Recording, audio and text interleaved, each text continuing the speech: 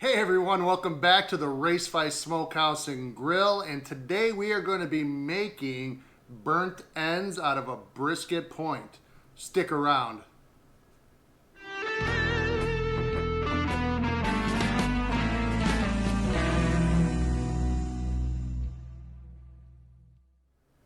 Alright everyone, so what do you do when you're at your local grocery store and you find this awesome looking brisket point on sale?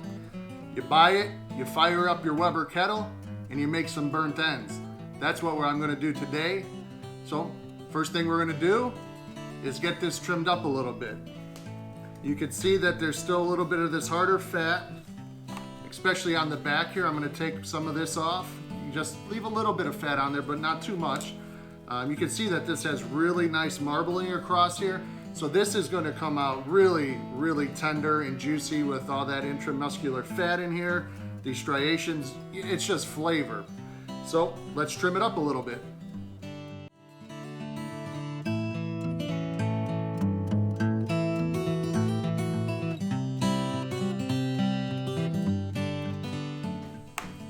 Going to take some of this little bit of meat here that looks a little grayish. It's a little tougher, you can feel already. I'm just going to trim this off nice to expose that nice layer of meat underneath here. So look at that. This is going to be great. All right.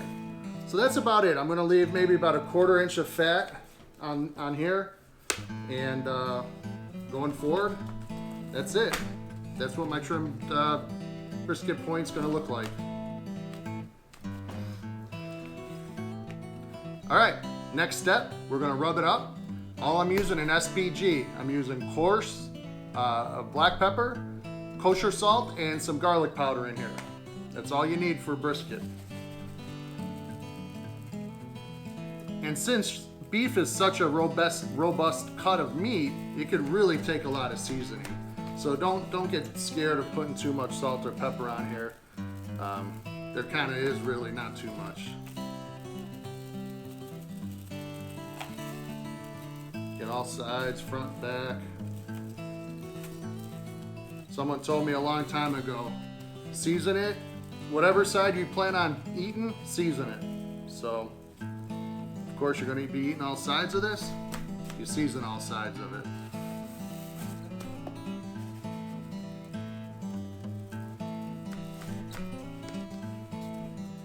All right, there we go.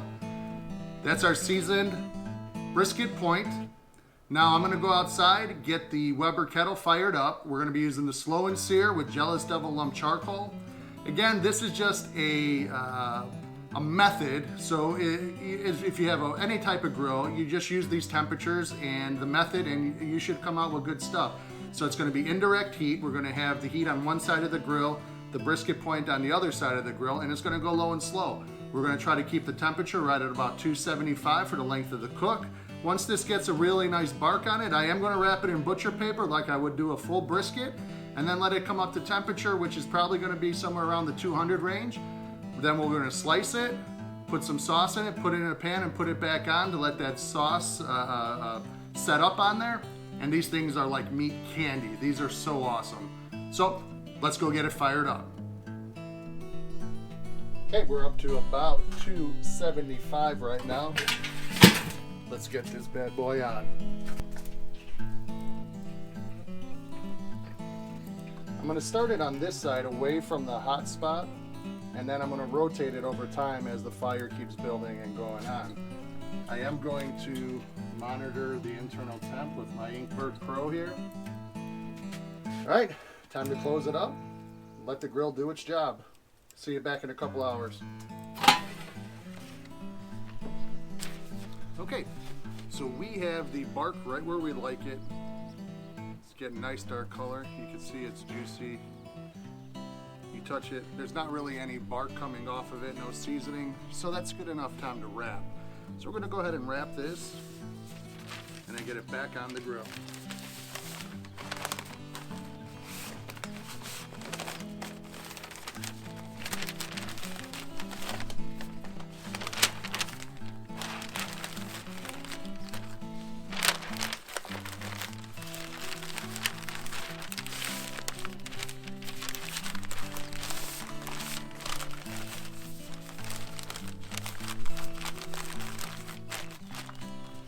wrapped up. Time to go back on. I'm going to keep this on till about 200, 205. We'll see. Right until it gets really probe tender. So you stick the probe in and it goes in like a warm knife through warm butter.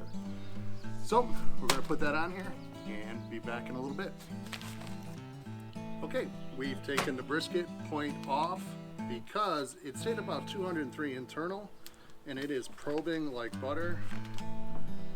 It just goes right in with no hesitation. You can see how juicy this is by the wetness of the paper here. So we're going to go ahead and take this off. Look at how juicy this is.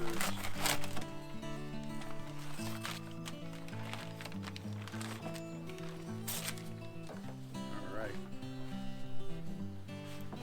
Scoop this up. Put some of that good juice that's left over in the pan we're going to use. Then we're going to slice this up right now. Jiggly that is. Oh, that's going to be great. Okay, now I'm going to slice this up into cubes. I'm going to put it in a pan here and toss it in some sauce and put it back on the grill to let that sauce set up on it.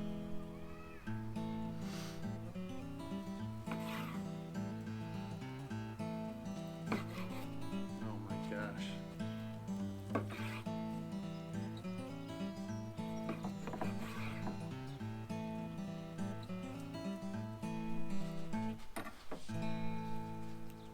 Just look at that. Look how juicy that is. Wow. All right. Let's get these cubed up.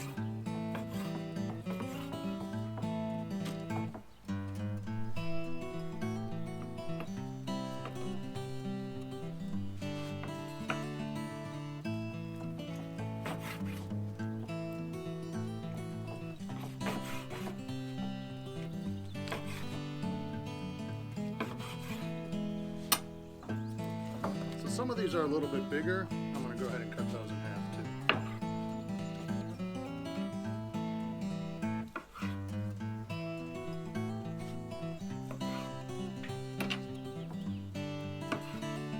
The rest, we're just going to throw in here.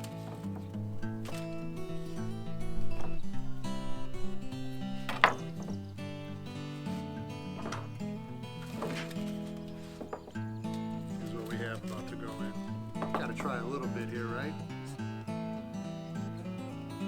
Oh yeah. Absolutely delicious, even without any sauce yet.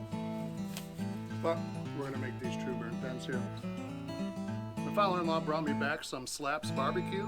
He was recently in Kansas City, so I'm gonna try the slap sauce from Slaps barbecue. So this was awesome when I first tried it. I think it's gonna be awesome on these burnt ends.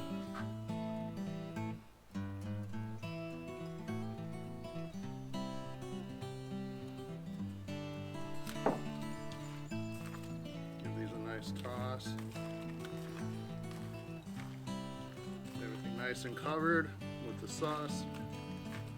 Now when this caramelizes and it gets a little tackier, a little stickier, it just tastes so much better. Alright, here's our prepared burnt ends. Let's put them back on the grill. About a half hour we'll pull them off and they'll be ready to eat. Be right back. Here we go. Meat candy at its finest. Rocket hot. Let's see.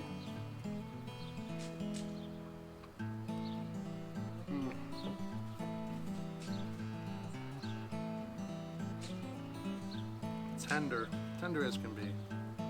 Like they just fall apart. So tasty. That little bit of the sauce on there, you don't need to overdo it. You don't need to have a heavy sauce, a thick sauce, just enough to give it that little extra flavor. Try it, let me know how it goes. Follow me on Facebook and Instagram. If you like what I'm doing, give me a thumbs up and a subscribe. Cheers. Thanks for hanging out. Talk to you later.